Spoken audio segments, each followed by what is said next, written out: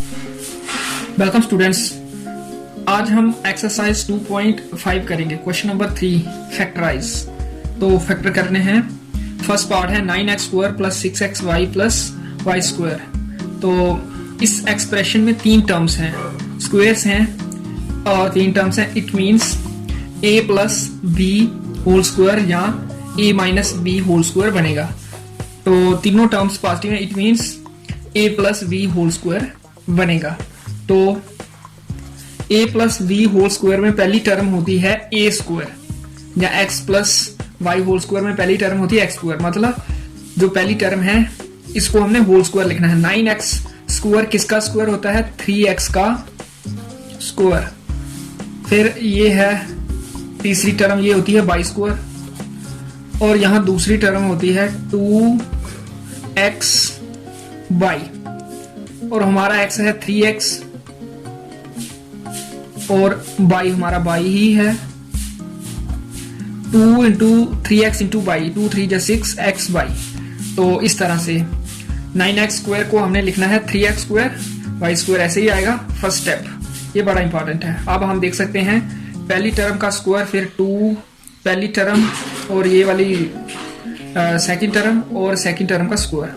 तो ये हो जाएगा इक्वल 3x प्लस y का होल स्क्वायर। तो ये फैक्टर हो गए इसके इस तरह से। यहां सेकंड पार्ट भी इसी तरह से करना है। Third part x square minus Y square upon 100।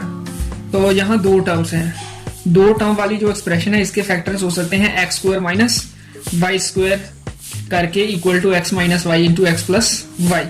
तो पहली टर्म ऑलरेडी x स्क्वायर है, तो y स्क्वायर अपॉन 100 ये किसका स्क्वायर होता है ये हमने सोचना है। y अपॉन 10 का स्क्वायर होता है y स्क्वायर अपॉन 100, क्योंकि y का स्क्वायर y स्क्वायर और 10 का स्क्वायर 100।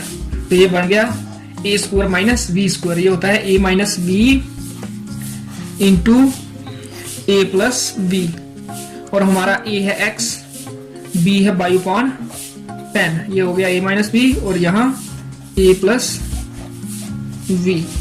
तो ये 2 फैक्टर इसके आगे इस तरह से ये क्वेश्चन करना। फिर नेक्स्ट है expand each of the following. यहाँ एक्सपेंड करना, हमें खोल के लिखना है, फार्मूला यूज ही करना है।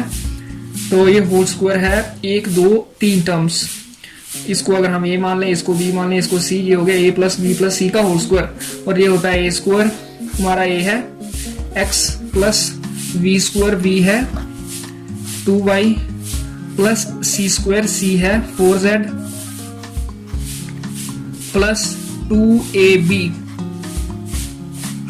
प्लस 2bc प्लस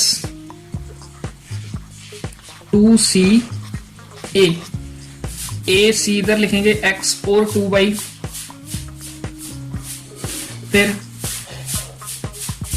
ये लिखेंगे 2ab हो गया, फिर 2bc 2y और 4z इधर 2y 4z, फिर 4z और x।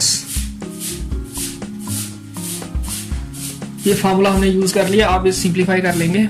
ये हो जाएगा x स्क्वायर, ये 2 का स्क्वायर 4, y का स्क्वायर y स्क्वायर, 4 का स्क्वायर 16, z का स्क्वायर z स्क्वायर, फिर ये प्लस 2 इंटू 2 4 xy, फिर 2 इंटू 2 इंटू 4 4 2 जा 8 2 जा 16, फिर ये बस y और z और ये लास्ट टर्म आएगी 4 2 जा 8 x और z। तो इस तरह से ये एक्सपेंशन हो गई x plus 2y plus 4z whole square. तो फिर इसका 6th पार्ट है, बाकी पार्ट भी इसी तरह से करने हैं आपने। 6th पार्ट में करता हूं। जहां भी 3 टर्म्स हैं होल स्क्वायर है, तो इसको हम a मान लेंगे, इसको b मान लेंगे, इसको c। तो पहले आएगा a स्क्वायर, फिर b स्क्वायर, फिर c स्क्वायर, फिर 2ab, फिर 2bc और फिर लास्ट में 2ca। अब हमारा a है 1/4 a, b है हमारा -1/2 b, माइनस हाथ में लेना है, c है हमारा 1, यहाँ a और b 1/4 a -1/2 b,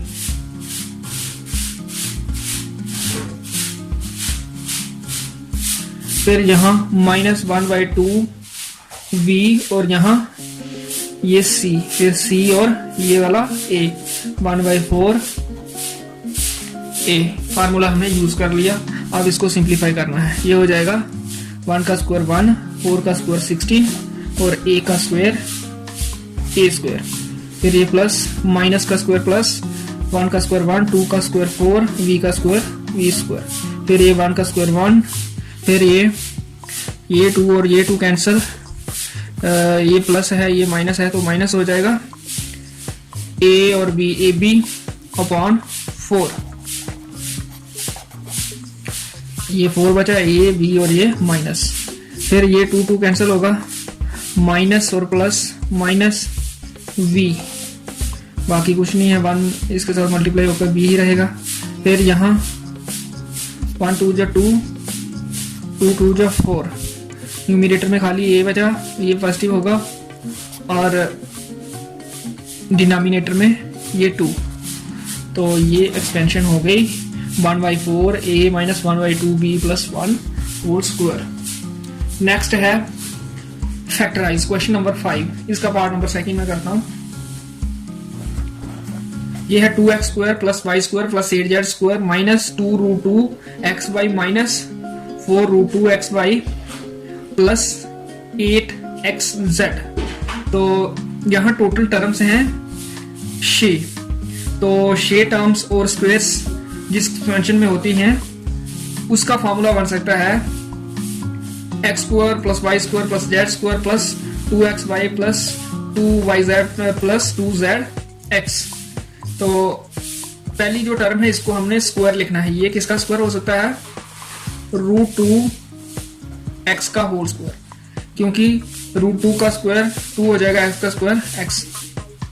और फिर ये माइनस भी है यहाँ, तो ये होता है 2xy, नेगेटिव है। ये होता है 2yz, ये भी नेगेटिव है। ये होता है 2xz, ये पॉजिटिव है। मतलब x और z पॉजिटिव होंगे और y यहाँ नेगेटिव होगा, ये वाली टर्म नेगेटिव होगी, तभी ये जो 4th और 5th टर्म नेगेटिव अगर हो तो ये वाली टर्म नेगेटिव होता है। यहाँ -y का स्क्वायर y² प्लस y का स्क्वायर भी y² ही होता है, लेकिन यहाँ 4th और 5th टर्म नेगेटिव है, इसलिए ये -y होगा। और ये किसका स्क्वायर होगा? 8z²। 8 होता है 2√2 का स्क्वायर, 2 × 2 4, √2 × √2 2, 4 2 जा 8, तो 2√2 का स्क्वायर होता है 8। तो जब भी हमें 8 को लिखना हो किसी का स्क्वायर तो 8 होता है 2√2 का स्क्वायर, ये आप याद रख लेना। तो ये आ गया हमारा a² b² और c²। फिर यहां से लिखना है, नेक्स्ट टर्म होती है 2 × ab।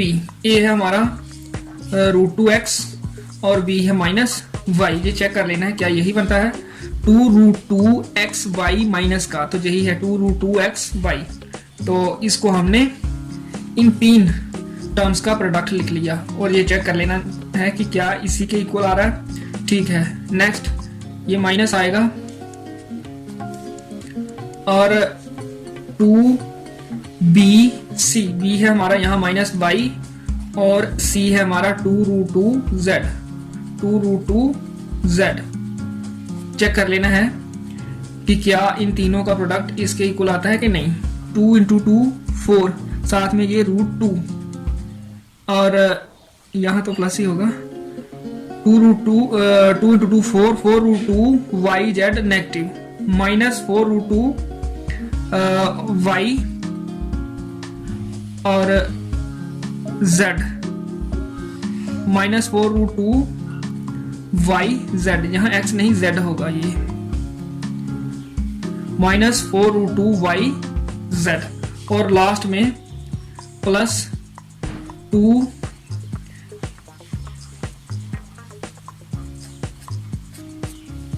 2√2z 2√2z और साथ में ये √2x।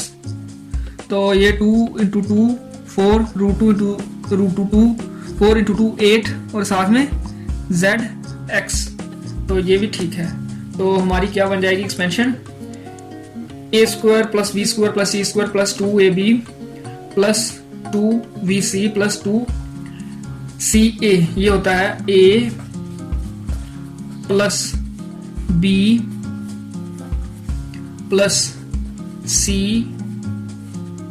का होल स्क्वायर।